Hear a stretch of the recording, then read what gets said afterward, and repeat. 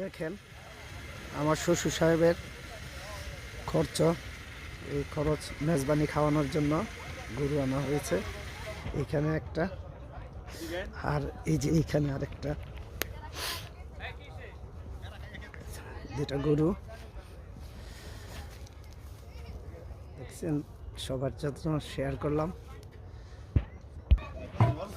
চলছে রান্নার আয়োজন। এই যে বকুল কষাই দাঁড়ায় রয়েছে দেখেন।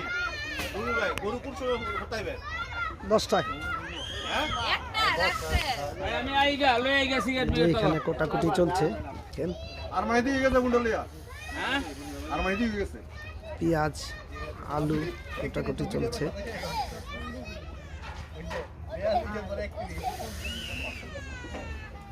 আপনাদের সাথে শেয়ার করলাম, আমার পাশে থাকবেন।